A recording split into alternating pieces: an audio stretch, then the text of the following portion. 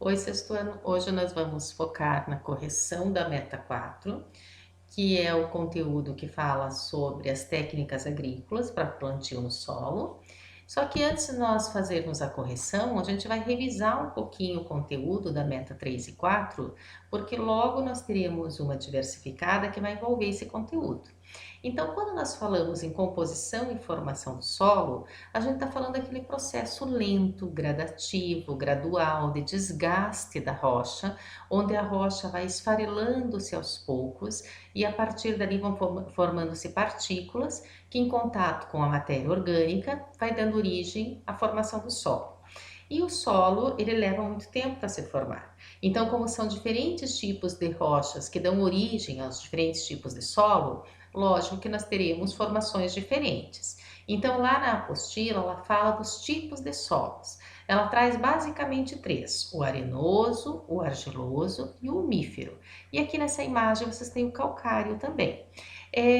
Esses solos, eles têm características muito particulares. Por exemplo, o solo arenoso é aquele solo que é rico em areia. A areia tem as partículas bem separadas, bem soltas, bem espaçadas. É por onde a água consegue atravessar com facilidade. É um solo bem permeável. O solo argiloso é o oposto, é aquele solo que as partículas são bem densas, bem unidas, então a água tem dificuldade de atravessar e ela acumula-se nesse solo, formando poças d'água. E o solo umífero é aquele solo preto, fértil, rico em matéria orgânica, é um solo arejado, onde tem bastante oxigênio, bastante nutrientes e é próprio para o plantio.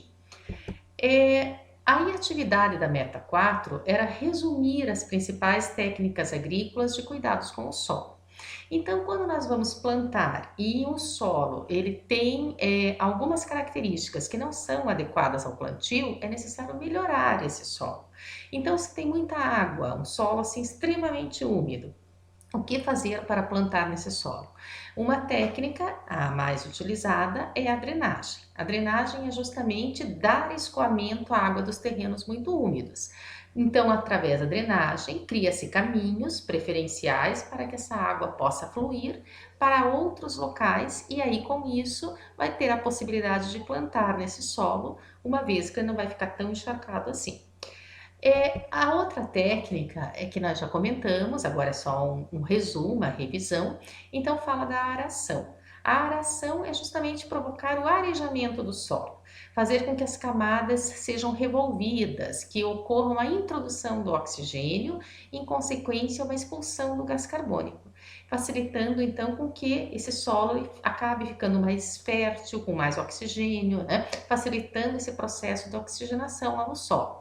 Isso pode ser feito através de um trator, como vocês têm ali na imagem, puxando esse arado, ou por tração animal, que também pode puxar o arado para revolver o solo e provocar essa aeração.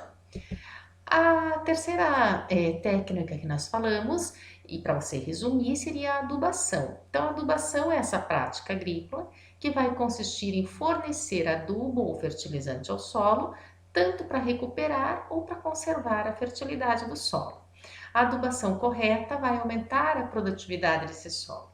Então, ela divide-se ou pode ser feita em três formas. A adubação orgânica, que é para espaços menores, é aquela adubação feita com cascas, folhas, restos de alimento, ossos de animais, que você vai enterrar ali e vai ocorrer um processo de fermentação e adubação natural desse solo. A adubação química, que é aquela onde vai se colocar fertilizantes no solo, para que a partir desse momento esse fertilizante ajude na produção de nutrientes e aí as plantas vão se desenvolver melhor.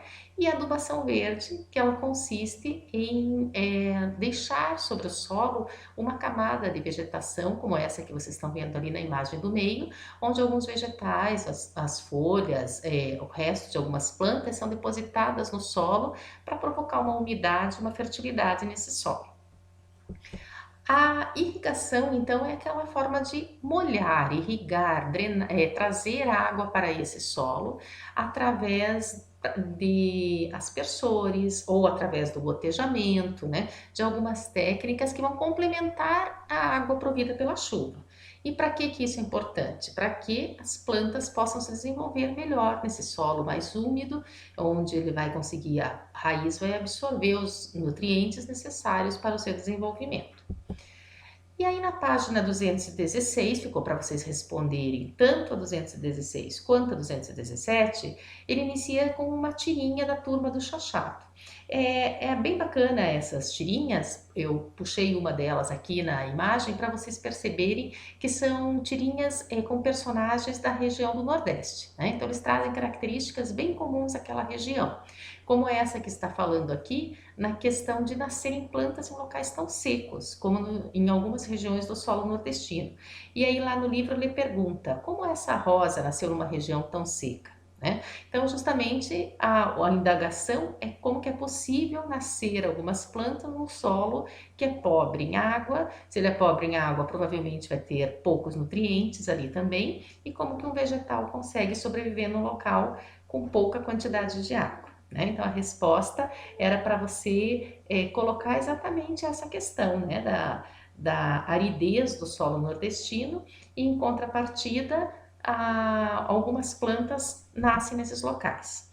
A letra B, ela fala das características que um solo fértil deve apresentar. Então, o solo fértil é aquele solo bom para plantar. Então, quais as características? Rico em nutrientes, é um solo mais escuro, é um solo que tem uma capacidade fértil muito grande, porque ele vai ter ali uma umidade, ele vai ter um arejamento necessário para as plantas tirarem seus nutrientes, né? Ele deve apresentar uma quantidade de água, de oxigênio, de ar, de nutrientes necessários para o desenvolvimento vegetal.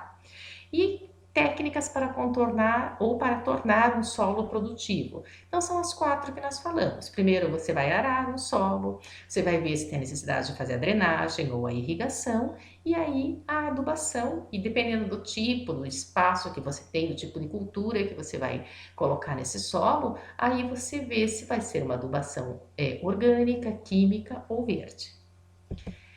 Na página 217, ele pedia para relacionar a técnica agrícola com a definição, né? Ou os benefícios dessa técnica para o solo.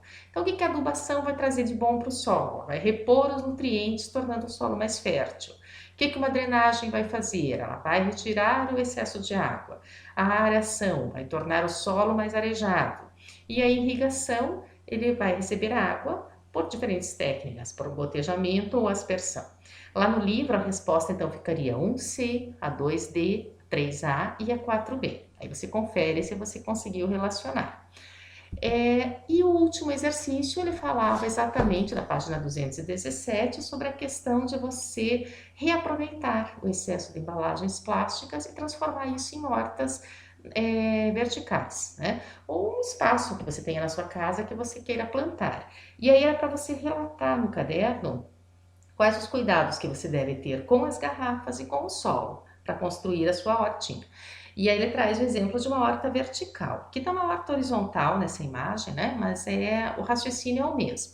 Então, em primeiro lugar, a garrafa tem que ser bem limpa, né? Fazer sempre alguns orifícios no fundo da garrafa, aí você pede a ajuda de um adulto para perfurar aquele plástico, pode usar um preguinho aquecido e fazer esses orifícios para que a água possa escoar. Aí usar um solo bem fértil, uma terra preta, verificar quais as plantinhas que são compatíveis com a época que você vai plantar, verificar a quantidade de luminosidade que a planta vai precisar também. E aí, quanto mais fértil o solo, melhor o resultado, e você pode ter uma horta muito bonita como essa que tem tanto nessa imagem quanto no livro de vocês. Então, hoje nós ficamos por aqui, fiquem bem e até a próxima aula. Beijos!